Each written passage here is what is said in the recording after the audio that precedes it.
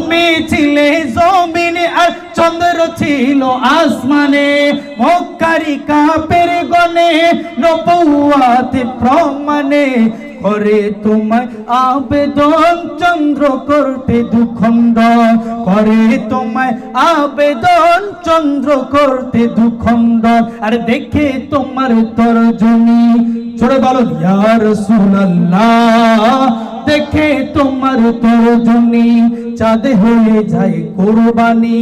আশিকের পরিচয় দিও চির অম্লান হয়ে যায়, আশিকের পরিচয় দিও চির অম্লান হয়ে যায়। আল্লাহু আকবার বলেন।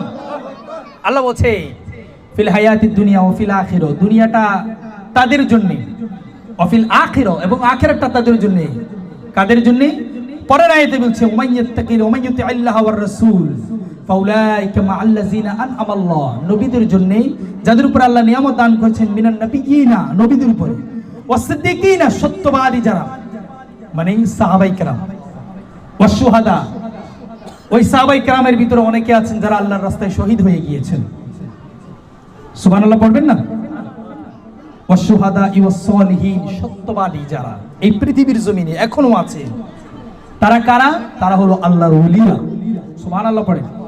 আল্লাহর ওলিরা, এদের উপর আল্লাহ নিয়ামত দান করেছেন। আমরা আমাদের চর্ম চোখ দিয়ে এদেরকে বুঝতে পারবো না, যখন বুঝার জন্য যাইবো তখন বুঝবো, আর যখন ভুল ধরার জন্য যাইবো তখন খালি ভুল ধরা পড়বে। কিন্তু যখন শিক্ষা নেওয়ার জন্য যাবো তখন শিখতে পারবো।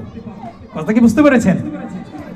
জীবনটা তো আমাদের ভুলে ভরা, আমরা অন্যের ভুল কেন ধরবো?